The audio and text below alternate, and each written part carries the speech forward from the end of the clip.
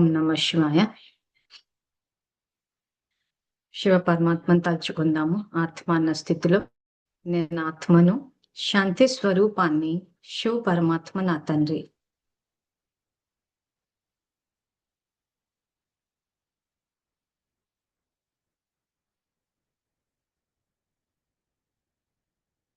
నేను ఆత్మను, శాంతి స్వరూపాన్ని, శివ పరమాత్మ నా తండ్రి.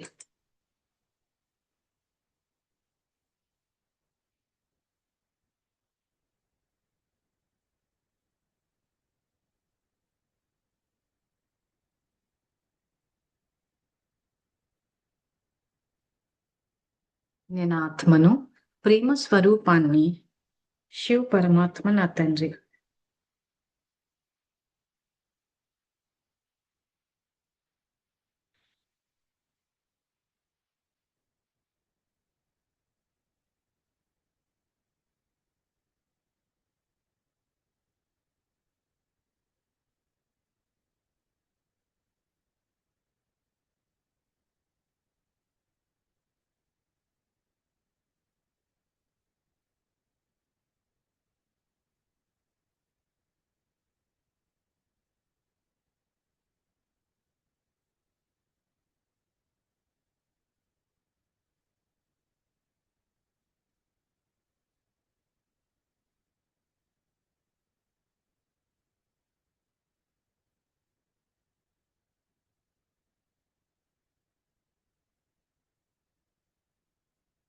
ఆలోచనలు నిదానంగా చేయండి. ఎందుకంటే ఆలోచనల యొక్క తీవ్రత తగ్గించే అభ్యాసం కూడా ఇప్పుడే అయిపోవాలి మనకి.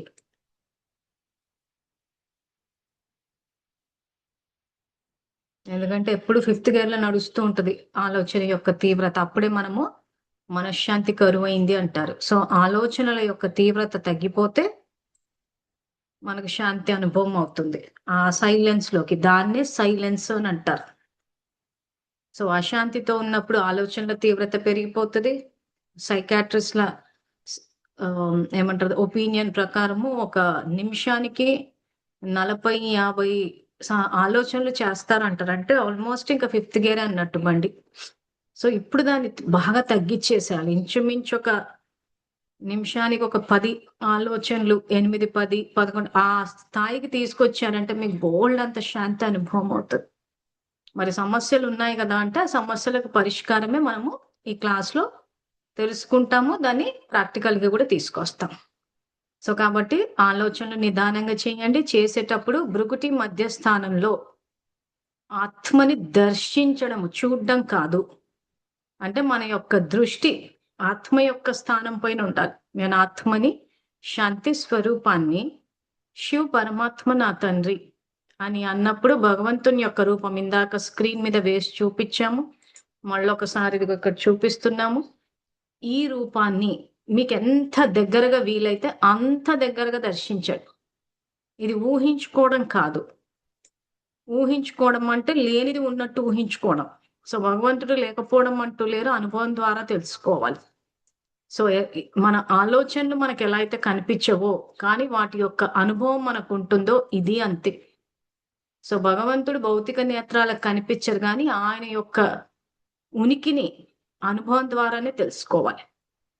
సో నిన్న మనం చెప్పుకున్నట్టు మనం ఆయనకి చెప్తున్నాం మన సమస్యలు. ఆయన చెప్పే పరిష్కారం వినాలి. ఇప్పుడు అది వినాలి అంటే ఆలోచనల యొక్క తీవ్రత తగ్గిపోవాలి.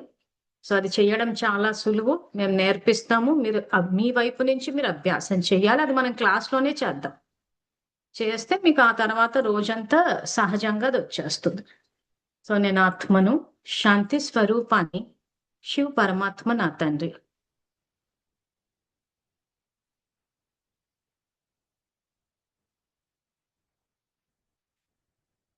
ఇంకా వీలైతే కెమెరాలు ఆన్ చేసుకొని కూర్చోండి.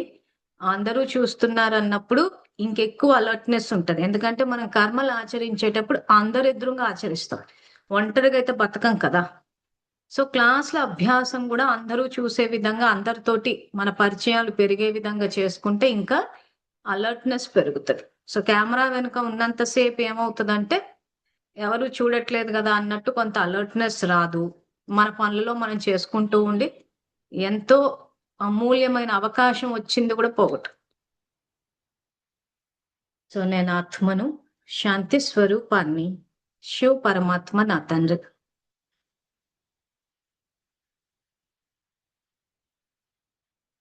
నేను ఆత్మను, ప్రేమ స్వరూపాన్ని, శివ పరమాత్మ నా తండ్రి.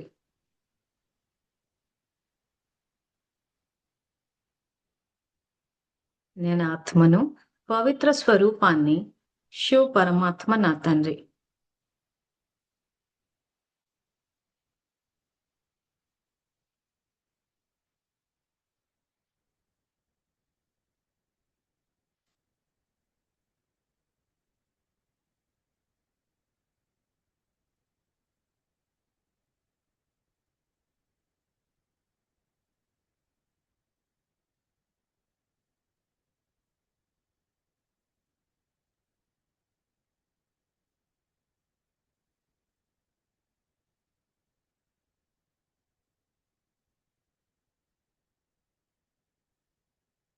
ఇది ఆత్మ యొక్క స్వధర్మము.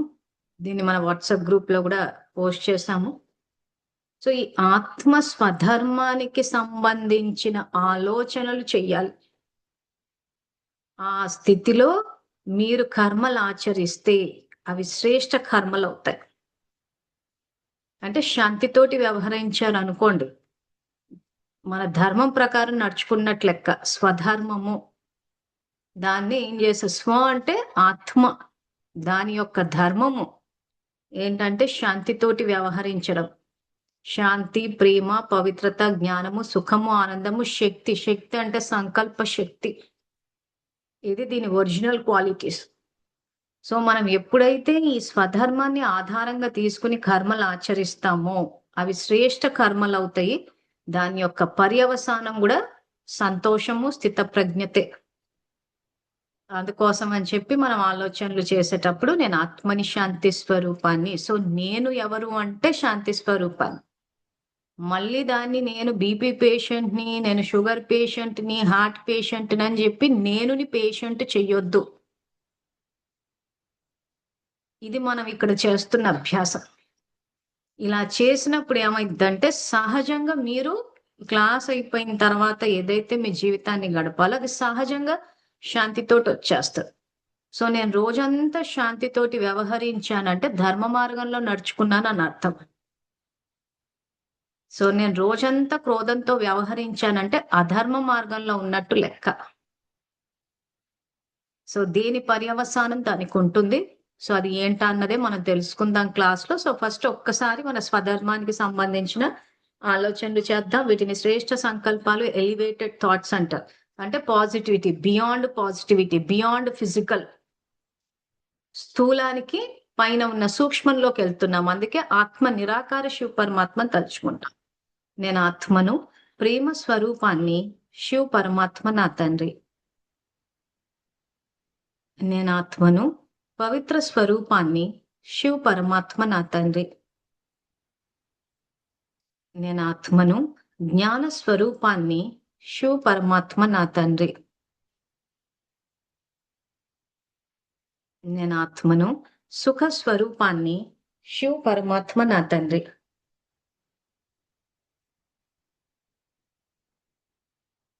నేను ఆత్మను, ఆనంద స్వరూపాన్ని, శివ పరమాత్మ నా తండ్రి.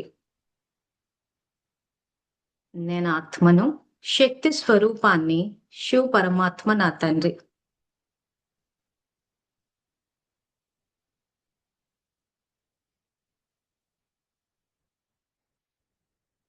సో వీటి గురించి కూడా మనం విస్తారంగా తెలుసుకుందాము తర్వాత. సో నిన్న క్లాస్ ఎక్కడ ఆపామంటే సంకల్పాల భోజనం పెట్టాలి పిల్లలకు.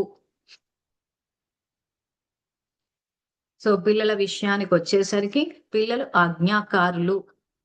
సో మన ఆలోచన ఒకవైపు, మన కర్మ ఒకవైపు ఉండొద్దు. మన ఆలోచన, కర్మ రెండు ఒకే వైపు ఉండాలి. ఆ తర్వాత పిల్లలకు సంకల్పాల భోజనము పెడతాము, పిల్లల్లో శక్తి నింపుతాం. అది ఏ రకంగా అంటే ఇప్పుడు పిల్లలు ఏదైనా అంటే వస్తువులు పడేయడం కానీ, గట్టిగా అరవడం కానీ, ఏమైనా ఇలాంటి చెడు అలవాట్లు ఉన్నాయి అనుకుందాం. లేదా ఎవరైనా బంధువులు ఇంటికి వచ్చినప్పుడు, వెళ్ళినప్పుడు ఏదో ఏబిసిడీలు చెప్పమనో, ట్వింకిల్ చెప్పమనో, ఏదో చెప్పంటే వాళ్ళు చెప్పకపోవడము. ఇలాంటివి ఏమైనా చేసినప్పుడు ఈ అన్ని సందర్భాల్లో తల్లిదండ్రులు వాడే పదం ఏంటంటే, నువ్వు బ్యాడ్ బాయ్‌వా? గుడ్ బాయ్‌వా? నువ్వు బ్యాడ్ గర్ల్‌వా? గుడ్ గర్ల్‌వా? అని చెప్పి అక్కడ అడుగుతూ ఉంటారు. ఒకవేళ చేస్తే గుడ్ బాయ్, గుడ్ గర్ల్ అంటున్నారు. చెయ్యకపోతే బ్యాడ్ బాయ్, బ్యాడ్ గర్ల్ అంటున్నారు. సో ఇక్కడ ఏమవుతుందంటే, ఏదైనా వాళ్ళు చేసినప్పుడు ఆ రకంగా నువ్వు బ్యాడ్ బాయ్‌వి, బ్యాడ్ గర్ల్‌వి అన్నప్పుడు ఏమవుతుందంటే, వాళ్ళ పర్సనాలిటీని డిఫైన్ చేస్తున్నాం. వాళ్ళ వ్యక్తిత్వాన్ని నిర్ణయిస్తున్నాం. సో అప్పుడు ఏమవుతది? పిల్లలకు ఖచ్చితంగా చిన్న పిల్లలు కాబట్టి అలా మనం అన్నప్పుడు ఖచ్చితంగా వాళ్ళకి ఇంత పెద్దవాళ్ళమై మనకు వయసు ఎవరన్నో మాట అంటేనే గింజుకుంటాం మనం. ఇంక అమ్మ ఇంత మాట అంటారన్న ఇంత మాట. సో పెద్దవాళ్ళం మనమే ఎవరైనా అంటే బుద్ధిని స్థిరంగా పెట్టలేనప్పుడు చిన్నపిల్లలు పెడతారా? చిన్నపిల్లలు కాబట్టి నోరు మూసేసుకుంటారు. బాధపడతారు, ఏడుస్తారు, భయపడతారు. సో దీనివల్ల ఆత్మశక్తి తగ్గిపోతది. సో మరి బ్యాడ్ బాయ్, బ్యాడ్ గర్ల్ అన్న చోట అసలు ఏం పదం వాడాలి అనంటే బ్యాడ్ హ్యాబిట్ అని వాడాలి. అంటే అలవాటు, చెడు అలవాటది. సపోజ్ గట్టి గట్టిగా అరుస్తున్నారు, ఇంట్లో వస్తువులు పడేస్తున్నారు. సో ఇలాంటివి చేసినప్పుడు అక్కడ బ్యాడ్ బాయ్ అని కాకుండా బ్యాడ్ హ్యాబిట్ అని చెప్పాలంటే అది అలవాటు తప్పని చెప్తే అప్పుడు పిల్లల ఫోకస్ అలవాట్ల మీద ఎళ్తది. ఆ చేసే అంటే చిన్న పిల్లలు కాబట్టి నేర్పించాలి. అది నేర్చుకునే వయసది. ఆ నేర్చుకునే వయసులో ఆ చిన్నతనం వల్ల, చంచలత్వం వల్ల ఎన్నో చేస్తారు. పెద్దవాళ్ళం మనమే ఎన్నో చేస్తున్నాం. సో వాళ్ళు చేసే అవకాశాలుంటే ఇంకా అది వాళ్ళకి నేనింక మనమన్నా చెప్తే వినం గాని వాళ్ళది నేర్చుకునే వయసు గాబట్టి చెప్తే వింటారు. ఆ విషయాన్ని మనం గుర్తుపెట్టుకోవాలి. అది నేర్చుకునే వయసు అని. సో ఎప్పుడైతే బ్యాడ్ బాయ్, బ్యాడ్ గర్ల్ అనకుండా అది బ్యాడ్ హ్యాబిట్ అన్నప్పుడు ఫోకస్ అలవాటు మీదకి వెళ్ళినప్పుడు దాన్ని మార్చడం ఈజీ అయిపోతది. మనం అలా కాకుండా నువ్వు బ్యాడ్ బాయ్‌వి, బ్యాడ్ గర్ల్‌వి అని చెప్పి పర్సనాలిటీని డిఫైన్ జేసి మన నుంచి ఆ తరంగాలు ఎళ్ళిపోయిన తర్వాత నువ్వు ఇప్పుడు దీన్ని మార్చు అనంటే అక్కడ శక్తే లేనప్పుడు ఎలా మారుస్తారు? సో అందరికీ పాయింట్ క్లియర్ అయిందనుకుంటున్నాను నేను. ఎందుకంటే పిల్లలకి చెప్పేటప్పుడు మనం ఎవరైనా ఈరోజు ఆడవాళ్ళు ముఖ్యంగా ఏదన్నా ఉండే పెద్ద కంప్లెయింట్ ఏంటంటే మేము ఏది చేసినా మమ్మల్ని ఎవరు మెచ్చుకోవట్లేదు, గుర్తింపు లేదు. సో పెద్దవాళ్ళం మనమే ఈరోజు వంట చేసి, ఆ వంటని మెచ్చుకోకపోతే ఎంత చేసినా విలువ లేదు, గుర్తింపు లేదని చెప్పి నీరసపడిపోతున్నారు. చేసే ఉత్సాహం రావట్లేదు. మరి అలాంటప్పుడు అంత చిన్న పిల్లల్ని నువ్వు బ్యాడ్ బాయ్, బ్యాడ్ గర్ల్, నువ్వు చెయ్యవు, పెట్టవు, చదవవు, పెట్టవు, నీ వల్ల కాదు, నువ్వెందుకు పనికిరావు, వాళ్ళని జూడు, వీళ్ళని జూడు, ఇవన్నీ చేస్తే శక్తొస్తదా పిల్లలకి? సో, కాబట్టి పిల్లల గురించి ఆలోచించేటప్పుడు కూడా వాళ్ళ స్వధర్మానికి సంబంధించిన ఆలోచనలే చెయ్యాలి. అప్పుడు శక్తొస్తది. సో, పిల్లలు ఆజ్ఞాకారులు, పిల్లలు శాంతి స్వరూప. సో, ఒకటే అంటే సింపుల్‌గా గుర్తుపెట్టుకోవాల్సిన విషయం ఏంటంటే, వాళ్ళ శరీరం చిన్న పిల్లల శరీరము. కానీ ఆత్మ చిన్న పిల్లలు కాదు. ఈరోజు ఏ ఆత్మ అయితే పిల్లల రూపంలో ఇంట్లో జన్మ తీసుకున్నారో, ఎక్కడెక్కడో జన్మలు తీసుకుంటూ వచ్చారు. సాంఖ్యయోగ 2వ అధ్యాయం. మనం ఆల్రెడీ చెప్పేసుకున్నాం. ఆత్మ ఒక వస్త్రాన్ని వదిలి ఇంకొక శరీరం అనే వస్త్రాన్ని వదిలి ఇంకొక శరీరాన్ని తీసుకుంటుందని సెకండ్ చాప్టర్‌లోనే వచ్చేసింది. మనం చెప్పుకున్నాం కూడా అది. సో, అదే విధంగా ఏదో ఆత్మ మనం చేసుకున్న కర్మల అనుసారంగా మన ఇంట్లో జన్మ తీసుకున్నప్పుడు శరీరం చిన్నపిల్లల శరీరం కానీ, ఆత్మ చిన్నపిల్లల శరీరం చిన్నపిల్లలు కాదన్న విషయాన్ని మనం అక్కడ గుర్తించాలి. ఆత్మ అబ్జార్బ్ చేస్తది. వాళ్ళకి ఇంకా ఆ శరీరంతోటి అటాచ్‌మెంట్ ఉండదు కాబట్టి, ఇంకెక్కువ అబ్జార్బ్ చేసే అవకాశాలు ఎక్కువుంటాయి మన నుంచి తరంగాలు. ఈ ఆత్మజ్ఞానాన్ని దృష్టిలో పెట్టుకొని గనక పిల్లల్ని పెంచితే, పిల్లల పెంపకం ఎంజాయబుల్‌గా ఉంటది. ఎంజాయ్ జేయొచ్చు. పిల్లలు చెప్పిన మాట ఇంటారు. మన దగ్గర ఉండడానికి ఇష్టపడతారు. మనం ఏం చెప్పినా గాని నేర్చుకోవడానికి అంటే అదొక లెర్నింగ్ ప్రాసెస్ కింద నేర్పాలి. ఆ పిల్లలకు నేర్పిస్తూ చేస్తూ పోతే అప్పుడు ఆ పెంపకంలో ఆనందం ఉంటది. మనం చెప్పేటప్పుడే నువ్వు బ్యాడ్ బాయ్, బ్యాడ్ గర్ల్ అని చెప్పేసి ఇప్పుడు నువ్వు చెయ్యి అంటే ఆల్రెడీ శక్తి తగ్గిచ్చేసారు కదా! సో, అది బ్యాడ్ హాబిట్. దాన్ని ఈ రకంగా మార్చుకోవాలి. వస్తువులు పడేస్తున్నారు, ఆర్గనైజ్డ్‌గా లేరు. సో, మనం ఆ రకంగా చెప్పాలి. ఊరికే పెట్టి ఇట్లా ఎప్పుడింతే, ఎప్పుడింతే, ఎప్పుడింతే అంటే ఉత్సాహం వస్తదా పిల్లలకి? పెద్దవాళ్ళకి రావటం లేదు. వాళ్ళకి ఎట్లా వస్తుంది? సో కాబట్టి చెప్పాలంటే చాలా సింపుల్ డీల్ చేయడం వాళ్ళతోటి. కానీ మనం ఏంటంటే శక్తి తగ్గించేసి అప్పుడు డీల్ చేస్తున్నాం వాళ్ళతోటి. సింపుల్‌గా బ్యాడ్ బాయ్, బ్యాడ్ గర్ల్ అన్న పదాన్ని bad habit, good habit. So bad habit ఉన్నప్పుడు అది చెడు అలవాటని వాళ్ళకి చెప్పినప్పుడు, మంచి అలవాట్లు ఉన్నప్పుడు కూడా మంచి అలవాటిది అని అప్రిషియేట్ చేయాలి. కానీ ఆ పెద్దలు ఎట్లా మాట్లాడంటే, అమ్మో! ఇప్పుడు వాడు పెడితే వాడికి అహంకారం వచ్చేస్తాయి. వాడి కళ్ళు నెత్తికెక్కొచ్చేస్తాయేమో. ప్రేమతో చెప్తే వినరు. ప్రేమతో చెబితే వినరు. ఈ ఆలోచనని గనక మనం అబ్జర్వ్ చేస్తే, ప్రేమతో చెప్పడం అన్నది కర్మ ఆచరించడం. కర్మ యొక్క పర్యవసానము ప్రేమతో చెప్పితే వినరు అని మనమే నిర్ణయించాం పర్యవసానాన్ని ఇక్కడ. అదే జరుగుతది. అందుకే భగవానుడు ఏమంటున్నాడు భగవద్గీతలో, కర్మలు ఆచరించండి గాని కర్మ ఫలితాన్ని నిర్ణయించకండి అంటున్నాడు. సో మనం ఏం చేస్తామంటే ఇంక ఇప్పటి నుంచి గమనించి చూడండి. కర్మ ఫలితాన్ని కూడా మనమే నిర్ణయించేస్తున్నాం. ప్రేమతో చెప్తే వినరు. పొగిడితే కళ్ళు నెత్తికెక్కుతాయి. అహంకారం వచ్చేస్తది. సో అన్ని మనమే నిర్ణయిస్తున్నాం. నిజాయితీతో వ్యవహరిస్తే సమస్యలొస్తాయి. ఈరోజు మంచితనానికి విలువే లేదు. ఈరోజు ఎవరితోటైనా మంచితో వ్యవహరించామంటే ఆళ్ళు మనని మోసం జేస్తారు. ఎవరిని నమ్మేటట్టు లేదు. నిజాలే ఇవన్నీ. పరిస్థితి అలాగే ఉంది. కళ్ళ ద్వారా చూస్తున్నాము, చెవుల ద్వారా వింటున్నాము. ఇప్పుడున్న కుటుంబ పరిస్థితి, బంధువులు, స్నేహితులు, సమాజం అంతా కలిపి ఇలాగే ఉంది. మరి ఏంటి దీనికి పరిష్కారం అనంటే, ఇదే సమాజము, ఇదే కుటుంబం వీళ్ళే ఉంటారు. కానీ మనం ఆత్మజ్ఞానాన్ని తెలుసుకుని, ఆత్మాన్న స్థితిలో ఉండి, మన 2వ చాప్టర్‌లో ఏదైతే తాబేలు ఉదాహరణ ఇచ్చారో, తాబేలు ఏ రకంగా అయితే అవయవాలని ఎంత వాడాలో అంతే వాడి, ఆ తర్వాత లోపలికి విత్‌డ్రా చేస్తుందో, అదే విధంగా మనం గూడా వింటాము. మనం ఎవరు ఏది మాట్లాడినా వినిపిస్తది. వినకపోవడం అంటూ ఉండదు. ఎలాగో వినిపిస్తాయి. కళ్ళ ద్వారా చూసినా కనిపిస్తాయి.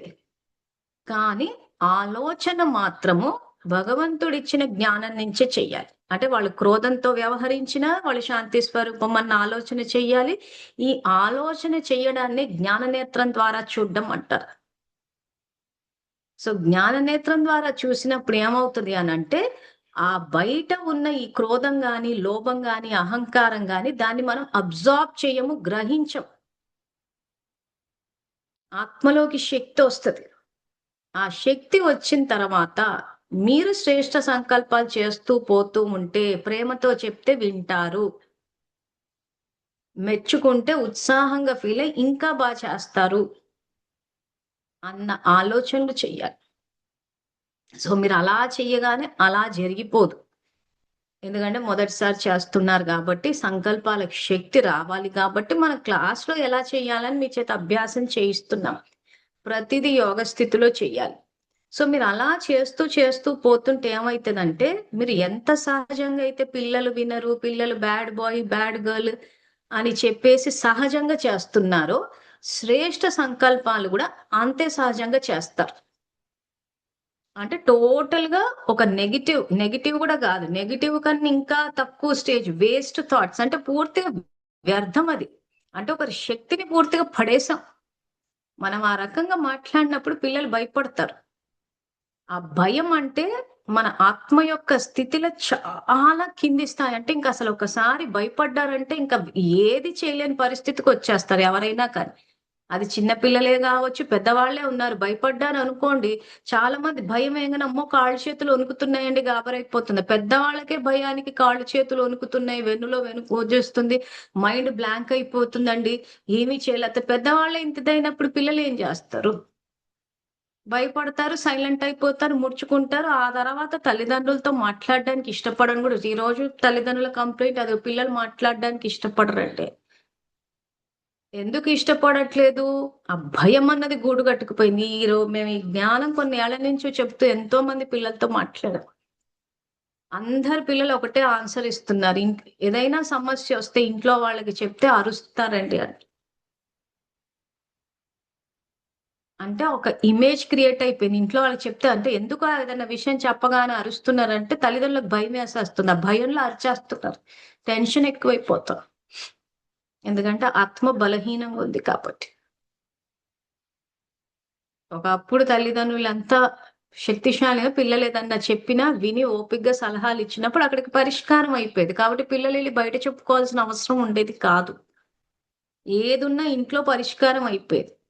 ఇప్పుడు ఆ ఇంట్లో అరుస్తారేమో అంటే పరిష్కారం చెప్పట్లేదు. ముందే అరిచేసరికి ఏమైపోతుందంటే పిల్లల ఫ్రెండ్స్ దగ్గర, బయటి వాళ్ళ దగ్గర ఇప్పుడు ఈ కౌన్సిలర్‌లు, ఇవంతా ఎందుకు ఎక్కువైపోయారంటే ఇక్కడ వినటం లేదు కాబట్టి.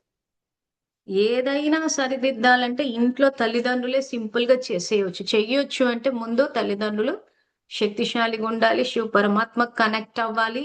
ఆలోచనలు చిన్న చిన్న ఆలోచనలు పిల్లలు ఆజ్ఞాకారులు, పిల్లలు ఆరోగ్యంగా ఉన్నారు. పిల్లలు క్రమశిక్షణతో ఉన్నారు, చదువుకుంటున్నారు అని మీరు ఆ రకంగా అంటూ ఉంటే అక్కడ ఆలోచిస్తే అక్కడ జరుగుతూ ఉంటది. కొంచెం కొత్తలో ఓపిక అవసరం. పిల్లల్ని హ్యాండిల్ చేయడానికి గాదు. మీ ఆలోచనలు మార్చడానికి. ఎందుకంటే ఆ రకంగా ఆలోచించి అలవాటైపోయి సడెన్‌గా మార్చాలి అనంటే కొంచెం టైం పడతది గానీ అది సాధ్యమే. సింపుల్ అయిపోతది లైఫ్. ఆ తర్వాత పిల్లల చదువులు, ఉద్యోగాలు. ఈ ఉద్యోగాలు రావాలన్నా కానీ పిల్లలకి ఇప్పటినుంచే డబ్బులు పొదుపు చేయడం గానీ, డబ్బులు దానం చెయ్యడం కానీ, రెస్పెక్ట్ ఇవ్వడం కానీ నేర్పిచ్చాలి. పూర్తిగా కర్మ ఫిలాసఫీ మీదనే ఆధారపడి ఉంది కాబట్టి, ఉదాహరణకి పిల్లల్ని గనక ఐఏఎస్, ఇట్లాంటి గవర్నమెంట్ పెద్ద సర్వీసెస్‌లలో చేర్పించాలన్న ఉద్దేశమే ఉందనుకోండి.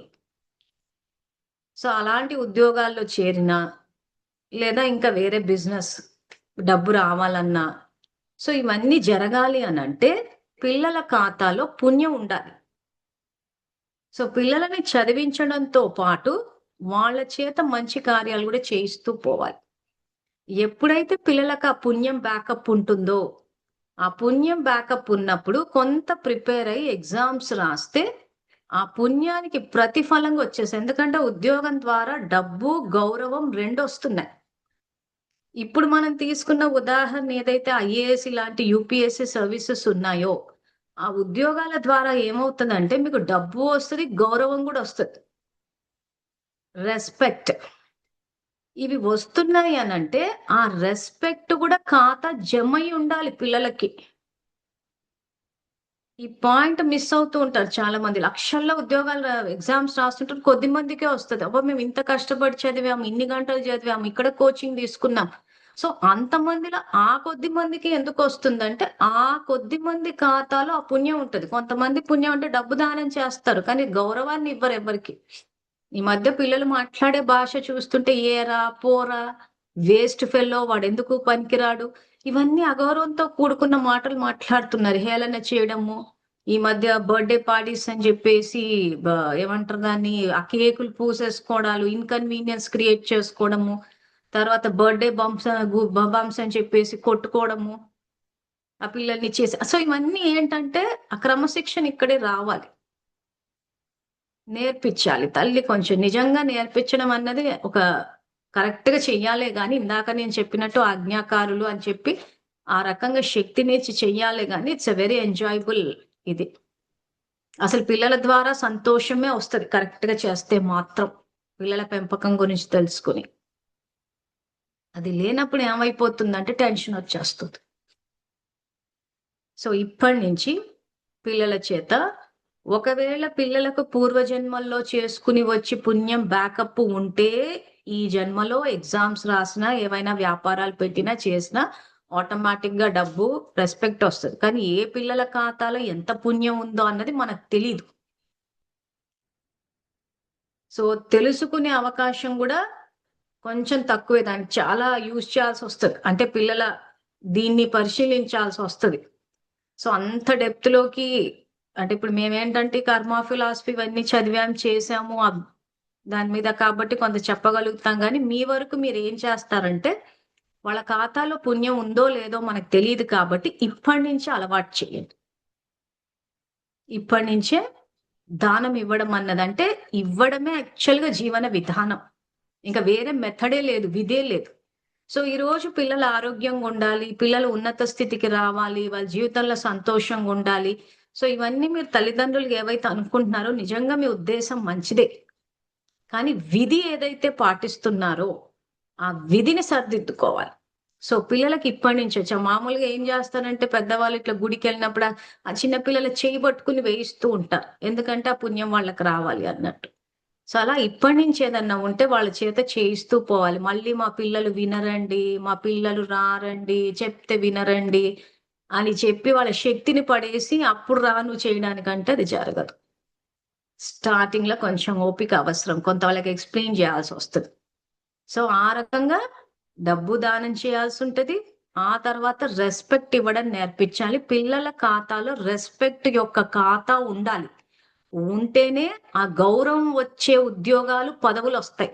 ఖాతాల రెస్పెక్ట్ లేదు గానీ, గౌరవం వచ్చే ఉద్యోగం రమ్మంటే రాదు.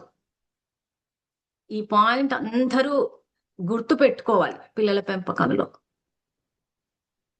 అప్పుడేమవుతదంటే, ఎప్పుడైతే వాళ్ళకి ఎక్స్‌ప్లెయిన్ చేయాలి. ఈరోజు ఖాతాలో ఇది గూడా మనం ఊరికే నోటికి మనసు, వాచ, కర్మన ఈ 3 ఏంటంటే భగవంతుడు చెప్పిన ధర్మం ప్రకారం నడుచుకోవాలి.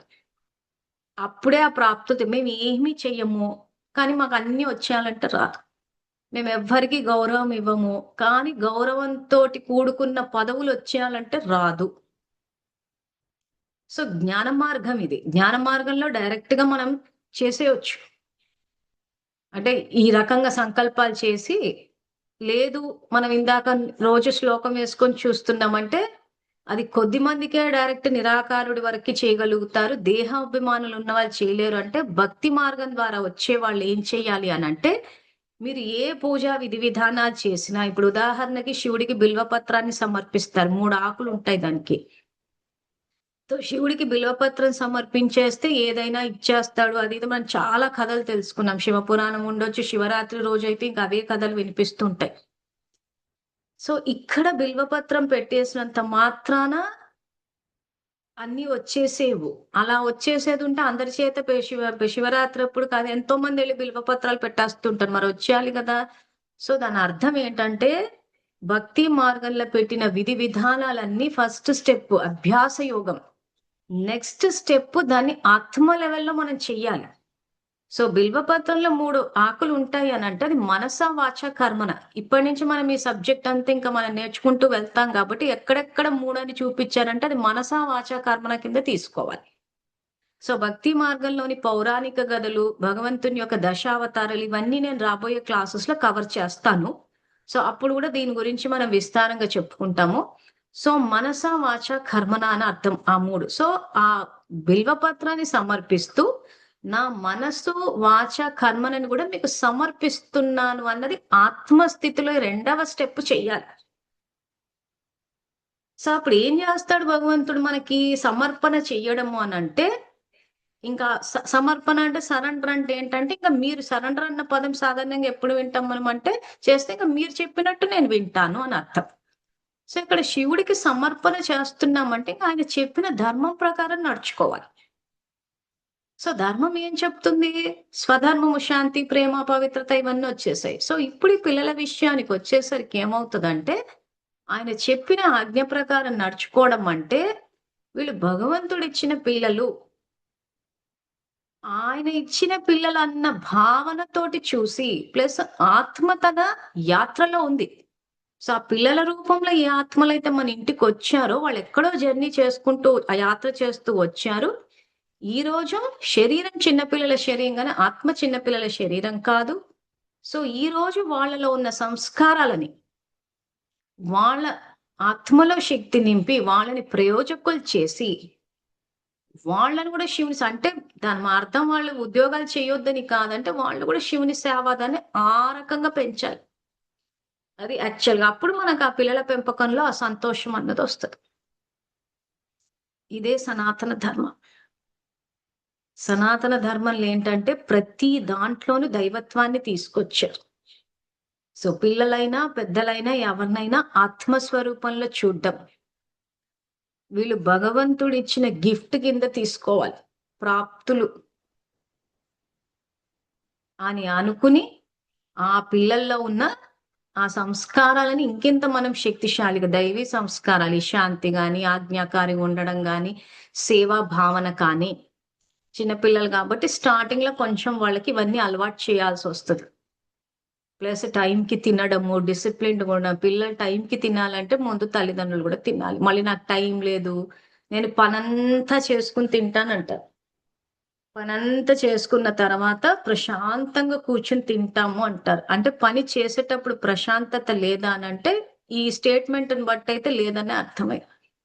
అలా ఏళ్ల తరబడి చేసి చేసి చేసి ఎక్కడో శరీరం ఇంకా పనిచేయడం ఆపేస్తుంది. ఎందుకంటే దానికి ఏ సమయానికి తిండి పెట్టాలో ఆ టైంకి పెట్టాలి, అప్పుడే అది పనిచేస్తుంది. భగవంతుడు ఇచ్చిన గిఫ్ట్ అది. సో ఆ రకంగా దాన్ని చెయ్యాల్సిన చోట చెయ్యకుండా నేను పనంతా అయిపోయాక ప్రశాంతంగా తింటానని ఎప్పుడో 10, 11 ఆ 11 గంటలకు మళ్ళీ పూజలు చేసి పెట్టేసరికి జరగాల్సిన డ్యామేజ్ జరిగి అది కొన్ని సంవత్సరాల తర్వాత ఎక్కడో బయటపడుతుంది. అప్పుడు ఆ వయసు అయిపోయింది కదా అని వయసు మీద వేసేసుకుంటారు, కానీ యాక్చువల్గా మెయింటెనెన్స్ లేదు అక్కడ.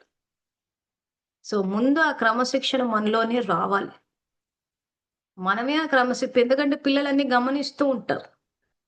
ఆ క్రమశిక్షణ చిన్నప్పుడు చిన్నపిల్లలు కాబట్టి ఏదో మనం బలవంతంగా పెట్టేస్తాం, కానీ అవి చూస్తూ ఉంటారు. స్టేజ్ లో వాళ్ళు పెద్దగా తినరు. తల్లి ఎప్పటికీ టెన్షన్, పిల్లలు తిన్నారో లేదో టైంకి, ఎందుకంటే వీళ్ళు తినలేదు కదా. ఎక్కడి నుంచి వస్తుంది? ఆ ఇంట్లో అలవాటు వచ్చేసా. సో కొన్ని మంచి అలవాట్లు ఏంటా అన్నది మనకు తెలుసు కాబట్టి ముందు తల్లే ఉండి ఇవన్నీ చేసేయాల్సి వస్తుంది. అప్పుడు మళ్ళీ మా ఇంట్లో కుదరదండి, మా ఇంట్లో కాదు, కూడదు అని ఆలోచించినంతసేపు అలాగే ఉంటది. ఒక ప్రయత్నం అన్నది చెయ్యాలి. మేబీ 100% వీలు కాకపోవచ్చు, కానీ అయినంత మటుకన్నా చెయ్యాలి. సో సపోజ్ అంత వ్యాపారాలు చేస్తున్నా ఎప్పుడో వస్తారు చేస్తారు అని అనుకున్నప్పుడు అట్లీస్ట్ ఫెస్టివల్స్, పండగలప్పుడు చేయొచ్చు, సండేస్ అప్పుడు చేయొచ్చు, లేదా నైట్ టైం చేయొచ్చు, ఏదో ఒక పూట చేయొచ్చు. అంటే అట్లీస్ట్ సాటర్డేస్ సండేస్ వీలైతే అవుతుంది. అందుకే నిన్న చెప్పాను మీకేమని, స్థూల భోజనం పెట్టేటప్పుడు సంకల్పాల భోజనం కూడా పిల్లలకు పెట్టాలి, ఫ్యామిలీ అంతా పెట్టాలి. మెయిన్ ఆత్మశక్తిశాలిగా గనక అయితే ప్రతిదీ చేయడం సహజమైపోతుంది. ప్రతిదీ చేయాలన్న ఉత్సాహం వస్తుంది. మెయిన్ ఆరోగ్యం బాగవుతుంది. ఆరోగ్యం బాగైతే ఎన్నైనా చదిలే, బాగాలేనప్పుడు అంతా ఇంకా ఉత్సాహం అన్నదే పోతుంది. సో టైంకి తిని మనం పని చేసుకుంటే పని ఎప్పుడు ఉండేది. అది పని అయిపోయింది అని చెప్పుకునే పరిస్థితి అసలు రానే రాదు అసలు మాకు తెలిసి. సో కాబట్టి ఏ టైంకి ఏది చేయాలి అది ఎట్లా ఈ రకంగా అంతా మేనేజ్ చేసి ఎప్పుడో బీపీ షుగర్లు వచ్చినాక అప్పుడు టైమింగ్స్ మెయింటైన్ చేస్తారు. అప్పటికే డ్యామేజ్ జరిగిపోయింది కదా. డ్యామేజ్ జరిగాక టైమింగ్స్ మెయింటైన్ చేయడం కాదు కదా. టాబ్లెట్ వేసుకోవాలంటే అందుకే టైం తింటాను, ముందే మెయింటైన్ చేస్తే ప్రాబ్లం రాదు కదా. సో ఆ క్రమశిక్షణ ఉంటది, ఆరోగ్యం ఉంటది, ఆరోగ్యాన్ని ఎంజాయ్ చేస్తారు. సో ఈ రకంగా జీవితాన్ని గడిపినప్పుడు మీరు ఆరోగ్యాన్ని ఎంజాయ్ చేస్తారు. సో మళ్ళీ టైం లేదు అని అంటే ఈరోజు ఆరోగ్యం చెడగొట్టుకుని ఎలాగో డాక్టర్ల దగ్గర స్పెండ్ చేస్తున్నారు, ఎలాగో అక్కడ డబ్బు స్పెండ్ చేస్తున్నారు. సో ఇదంతా మన ఆలోచనలోనే ఉంది. సో ఈ ఆలోచనలలోనే ఉన్నప్పుడు ఏ రకంగా ఏ ఆలోచన చేస్తే ఏ రోగం వస్తుందా అని చెప్పేసి మీకు ఆల్రెడీ ఒక బుక్ లింక్ పోస్ట్ చేశాను నేను మన వాట్సాప్ గ్రూప్ లో. టూయిలే అని చెప్పేసి ఒక సైకాట్రిస్ట్, వరల్డ్ ఫేమస్, తను ఇప్పుడు లేరు కానీ ఎంతో మంది జీవితాలు బాగు చేశారు. తను ఎంతో రీసెర్చ్ చేసి ఏ ఆలోచన చేస్తే ఏ రోగం వస్తుందని చెప్పి రాశారు. బుక్ చదవచ్చు. ఆ తర్వాత వెనకాల ఒక చార్ట్ కూడా వేసి చూపించారు. సో బ్యాంక్ లో ఉద్యోగం చేసేటప్పుడు టెన్షన్స్ వల్ల రోగాలు వస్తాయి అది ఇది అని చెప్పినప్పుడు మరి దీనికి ఏంటి పరిష్కారం అని ఒక ఆలోచన వచ్చింది. సో ఎందుకంటే ఎక్కడో చోట హెల్త్ డిస్టర్బ్ అవుతూ ఉంటుంది. ఎందుకంటే బ్యాంక్ లో టైమింగ్స్ ఆడ్ ఉంటాయి, ఎప్పుడో పొద్దున వెళ్తాం, ఎప్పుడో రాత్రి వస్తాం. పబ్లిక్ ఇంకా స్టేట్ బ్యాంక్ అంటే ఎలా ఉంటుందో మీకు తెలుసు. ప్లస్ పబ్లిక్ తిట్టుకోవడాలు ఆ నెగిటివ్ తరంగాలన్నీ కూడా వస్తూ ఉంటాయి. సో మనం ఎంత వాకింగ్లు చేసి ఎక్సర్సైజులు చేసినా పబ్లిక్ నుంచి ఆ నెగిటివిటీ వస్తుంటది, బాసుల నుంచి వస్తూ ఉంటది. సో డెఫినెట్ గా మైండ్ మీద ప్రభావం పడ్డప్పుడు అది ఆత్మ మీదకి కూడా, శరీరం మీదకి కూడా వస్తుంది. సో అటువంటి టైంలో దీనికి ఏంటి పరిష్కారం అన్నప్పుడు తెలిసిన వాళ్ళ ద్వారా ఈ బుక్ గురించి తెలిసింది. అప్పుడు తీసి చదివా. మెయిన్ వెనకాల ఉన్న చార్ట్ చూసి మళ్ళీ నా దగ్గర టైం లేదు అని అనకుండా మన ఆరోగ్యం మన చేతుల్లోనే ఉంది. సో మనం దాన్నంతా చెడగొట్టేసి వెళ్ళి అక్కడ అభిషేకాలు చేస్తాం, పెడతాను అంటే అప్పుడు భగవంతుడు ఏం చేస్తాడంటే గైడెన్స్ ఇస్తాడు మనకి. అందుకే భగవద్గీత చూపించేటప్పుడు మన రథానికి సారథవుతాడాయన. నాకు వచ్చింది ప్రశ్న, ఆరోగ్యం ఇటువంటి పరిస్థితుల్లో, ఇటువంటి స్టేట్ బ్యాంక్ పరిస్థితులు ఎలా చేస్తారు అని చెప్పి. సో ఎవరి ద్వారానే వచ్చింది బుక్. సో టైం లేదు, నాకు వీలు కాదు అని కాకుండా ఎలాగో ఆరోగ్యం పాడైన తర్వాత వెళ్ళి అక్కడ డాక్టర్ల దగ్గర కొన్ని గంటలు కూర్చుంటున్నాం, టెస్టులు అని చెప్పి కూర్చుంటున్నాం. సో ఎలాగో అన్ని గంటలు అక్కడ వేస్ట్ చేస్తున్నాం కాబట్టి ఆ పుస్తకం చదవడానికి మా అంటే తిప్పి కొడితే గంటన్నర పడుతుంది. డాక్టర్ దగ్గర కూర్చోడానికి కొన్ని గంటలు, అది కూడా టెన్షన్. మళ్ళీ రిపోర్ట్లు, టెస్టులు అంటారు, ఆ టెస్టులు మళ్ళీ పొద్దున, మళ్ళీ సాయంత్రం పోయి రిపోర్ట్ తెచ్చుకో, మళ్ళీ అందులో ఏమొచ్చిందా అని ఒక టెన్షన్, మళ్ళీ దానికి ఒకటికి పోతే 10 చెప్తున్నారు అక్కడ. సో ఎలాగో అక్కడ టైం స్పెండ్ చేస్తున్నాం కాబట్టి అదే టైం స్పెండ్ చేసి బుక్ చదివితే అయిపోతుంది. ప్లస్ అక్కడ వేలల్లో డబ్బు ఖర్చు పెడుతున్నాం, వీలైతే లక్షల్లోకి వెళ్తుంది. ఈ పుస్తకం కాస్ట్ ఎంత, 100లోనే ఉంది, 300 ఎంతో ఉంది దాంట్లో. సో ఎలాగో టైం అక్కడ స్పెండ్ చేస్తున్నాము, అంతకన్నా తక్కువ టైం బుక్ చదవడానికి వస్తుంది. అక్కడ వేలల్లో లక్షల్లో పెడుతున్నాం, ఇది 100లోనే వస్తుంది. ఈ రకంగా క్యాల్కులేట్ చేసుకోవాలి. చేసుకునేటప్పుడు ఎక్కడ టైం పెడుతున్నాం, ముఖ్యంగా టైం ఎక్కడ టైం పెడుతున్నాం. మా దగ్గర టైం లేదు అని అంటున్నాం, కానీ ఉంది. ఎక్కడ పెట్టాం దాన్ని? ఆరోగ్యాన్ని పాడు చేసుకుని డాక్టర్ల దగ్గర పెట్టాం. సో ఇప్పుడు మనకు ఉపయోగపడే ఒక బుక్ చదివి మనం ఏం ఆలోచిస్తే ఏం రోగం వస్తుందా అన్నది తెలుసుకుని, అది మనకే కాదు, తల్లిదండ్రులు ఆ పుస్తకాలు చదివి పిల్లల విషయంలో కూడా దీన్ని పాటించాలి. పిల్లలకు కూడా ఆరోగ్య సమస్యలు వచ్చినప్పుడు ఏమవుతుంది అని అంటే చెప్పుకోలేకపోతారు. ఇదిగో ఇలాగే పిల్లల్ని భయపెట్టేసి తిట్టేసి చేసేసినప్పుడు చేస్తారు. ఎక్కడో వాళ్ళకి అది ఎఫెక్ట్ ఇస్తుంది. మనం ఎట్లయితే చేసి బాధపడి కోపం తెచ్చుకుంటే మన బాడీ మీద ఎఫెక్ట్ ఇస్తుందో, భయపడ్డప్పుడు ఎలాగైతే కాలు చేతులు వణిగిపోతున్నాయి, గాబరైపోయి చాలా మంది చాలా ఫీల్ అంటే ఒక స్టిఫ్నెస్ వచ్చేస్తుంది నెక్ లో, బాడీ పెయిన్స్ వచ్చి, ఇవన్నీ అవుతున్నాయి అంటే వాళ్ళకు అవుతున్నాయి, వాళ్ళు చెప్పుకోలేకపోతున్నారు అంతే. సో పిల్లలకు కూడా పని చేస్తుంది ఆ బుక్. సో మెయిన్ తల్లిదండ్రులే చూసుకోవాలి. సో మీరు అమెజాన్ లోకి వెళ్ళి చూస్తే తెలుగు, హిందీ, ఇంగ్లీషు 3 భాషల్లో ఉంది.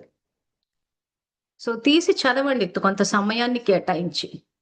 చెప్తే అప్పుడు మీకు ఏమవుతుందంటే మీ ఆలోచనలు ఏ రకంగా మార్చాలని కూడా అందులో రాసింది ఆ డాక్టర్ తను. ఆ రకంగా మారుస్తూ పోతే, సో మేము ఇక్కడ కూడా చెప్తున్నాము. సో భగవంతుని తలుచుకుని, భగవంతుడు మనకి రథసారథిగా మనకి గైడెన్స్ ఇస్తారు. ఆ గైడెన్స్ తీసుకుని మీరు గుడికి వెళ్ళి ఆరోగ్యం బాగవ్వాలని పూజలు చేస్తే స్ట్రైట్ గా ఆరోగ్యాన్ని బాగు చేయడం, దాని వెనకాలన్న కారణం ఏంటో మనకి చెప్పి మనకు శక్తినిచ్చి దాన్ని పూర్తిగా కూకటి వేళ్లతో తీసి పడేస్తాడు. అందుకే నేను వైద్యనాథుడు అన్నాను. ఒకసారి ఆ బుక్ కొనుక్కుని చదివి చూడండి, మీకు ఫ్యామిలీ అందరికీ పనికొస్తుంది. వాట్సాప్ గ్రూప్ లో పోస్ట్ చేశాను. సో ఇది ఎవరైతే యూట్యూబ్ ద్వారా చూస్తున్నారో డిస్క్రిప్షన్ లో వాట్సాప్ లింక్ పోస్ట్ చేస్తాము, దాని ద్వారా గ్రూప్ లో జాయిన్ అవ్వండి. అప్పుడు మేము వేసే ఈ పోస్టులు కానీ, ఈ బుక్ లింక్స్ కానీ రాబోయే రోజుల్లో కూడా ఇంకా చాలా పోస్ట్ చేస్తాం మనకు ఉపయోగపడేటివన్నీ. సో ఒకటే గుర్తు పెట్టుకోండి, భగవానుడు చెప్పింది సహజము సరళ మార్గం, సింపుల్. మన ఆలోచనలు తెలుసుకుంటాం, దాన్ని మారుస్తాము. ఆలోచనలకు శక్తి రావాలంటే భగవంతుడు అవసరం.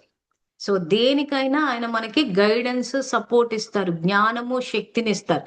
మనం ఆ లోతుల్లోకి వెళ్లకుండా గుడికి వెళ్ళిపోయి మేము ఇది చేసేసాము, సో నువ్వు పైనుంచి తీసే అంటే మాత్రం తీయడే. అందుకే ఆరోగ్యం బాగాలేని వెళ్ళి గుళ్ళలోకి ఎన్ని పూజలు చేసినా ఎందుకు ఆరోగ్యం బాగవట్లేదు అని అంటే, ఆయన ఇచ్చే గైడెన్స్ ఏదైతే ఉందో ఆ రోగానికి మూల కారణమైన జ్ఞానాన్ని, అంటే ఎందుకు వచ్చింది, ఏ కారణం చేత వచ్చింది, ఆత్మలో ఎక్కడ నెగిటివ్ ఆలోచన, వేస్ట్ థాట్స్ చేస్తున్నాం అన్న విషయాన్ని అక్కడ గ్రహించలేకపోతుంది. సో ఆయన గైడెన్స్ తీసుకుని లైఫ్ ని ఆరోగ్యంగా, మీరంతా ఆరోగ్యము, సంతోషము, మీ ఫ్యామిలీ లైఫ్, పిల్లలతోటి లైఫ్ ని ఎంజాయ్ చేయాలన్న శుభకామనతోటి ఈ క్లాస్ ని ఈ రోజుకి ఆపుతున్నాం. మళ్ళీ రేపు కలుద్దాము. అంతవరకు థ్యాంక్ యూ. ఓం నమః శివాయ.